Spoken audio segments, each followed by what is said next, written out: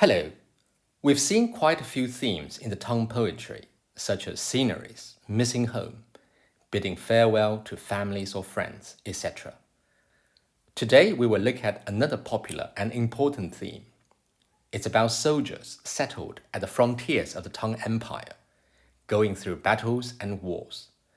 Because of all the hardship they had to endure year after year, most of such poems showed great sympathy towards these soldiers and often wished that these wars never took place.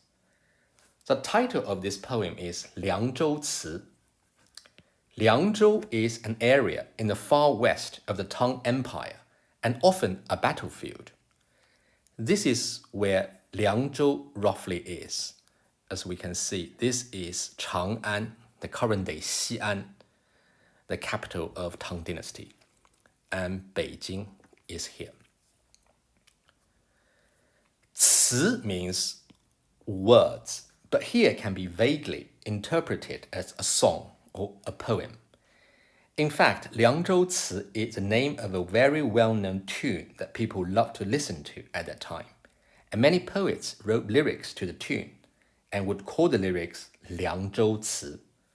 From this we can see that the tradition of Chinese poetry is closely linked to music, and that's a reason why we call poetry 诗歌. 诗 is poem, and the 歌 is song. Anyway, because of this, if you go through all the Tang poetry, you'll find many versions of Liangzhou Ci written by numerous poets. Of all of them, there are two that stand out and are the most famous. Today we will look at one of them, which is by Wang Han, who was about 12 years older than Li Bai. The other one was written by Wang Zhihuan, the author of 登鹳雀楼, which we learned last week. 凉州词，唐·王翰。葡萄美酒夜光杯，欲饮琵琶马上催。醉卧沙场君莫笑，古来征战几人回。葡萄 is grapes. 美 is beautiful or delicious. 酒 is wine or any alcoholic drink. 夜 is night. 光 is light. And 杯 is cup.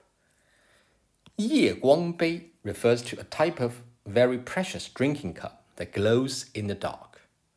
Well, it doesn't really glow by itself, but rather it has a greenish color and appears glowing when holding wine in the evening, particularly under the moonlight. So the first line just says that you pour the wine into the 夜光杯, ready to drink. This 美 is very interesting. It doesn't just refer to how delicious the wine tastes, but also gives a hint how beautiful the scene is. These 7 characters are in fact very visual. We can imagine that the color of the wine is red and the cup is light green. This pair of colors were very intense and contrasting. And additionally, there was a glowing gleam between the cup and the wine. All of this is truly charming. And then the next line.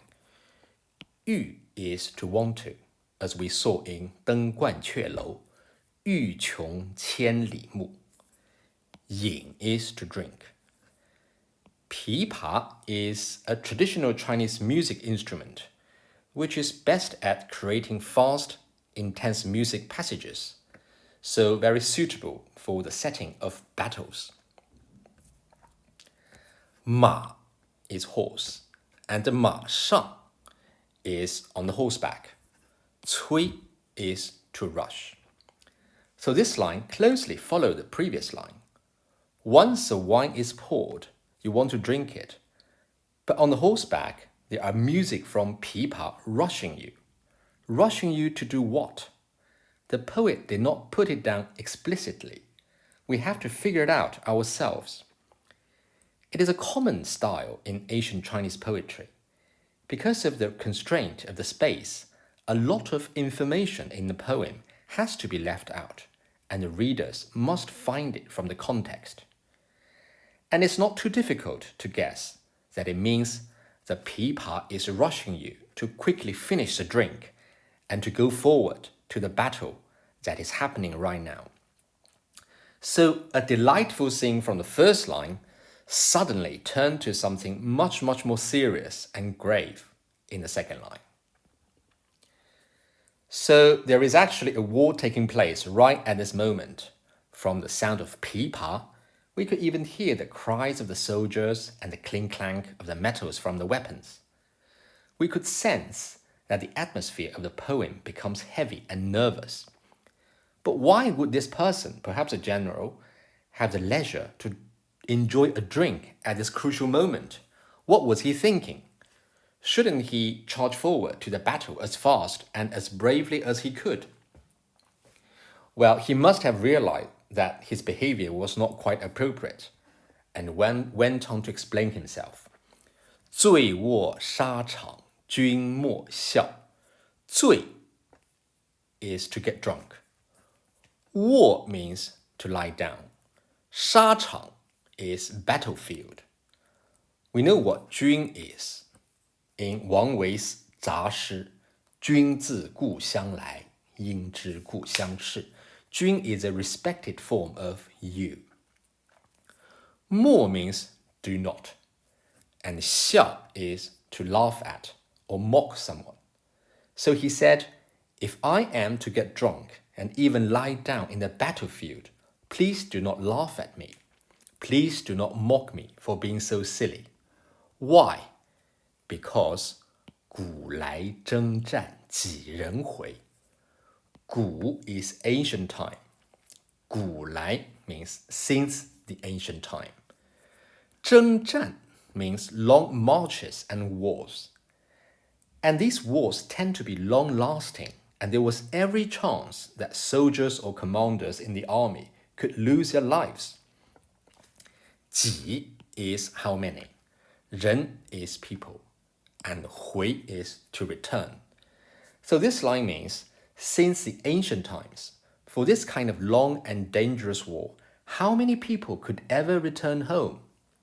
Wow, this revelation is massive, because these fighters' lives are always at risk, and because at this very moment there is a real battle going on, and there is a real danger of losing their lives. Why can't they enjoy a final drink and then totally forget about the danger and valiantly fight the enemies? There is no subject in this poem. As we mentioned before, subject was often left out in the ancient Chinese poetry. The subject could be the poet himself or someone specific, but more likely it's a general reference to everybody in the army. But the message couldn't be clearer. The drinker or drinkers are also courageous and inspired, ready to sacrifice their lives, not fearful at the dark prospect of death at all. Rather, they want to drink this 葡萄美酒 to their heart's content, to show their bravery and strong determination. They should not be laughed at, but instead should be hugely respected for risking their lives to keep people safe. What's remarkable about this poem is that the message is not spelled out directly, but subtly delivered in a hidden way, through an imagined, somewhat joking scene and some thought process.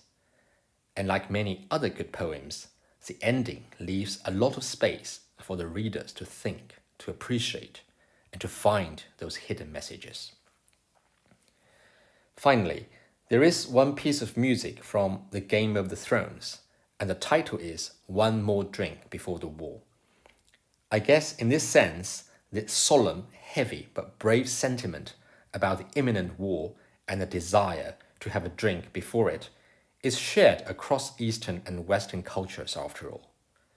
Somehow, people from different cultures manage to get the same idea, an idea that would be appreciated universally. And that's part of the reason why reading these ancient poetry can sometimes be a very satisfying experience. That's all for now. See you next time.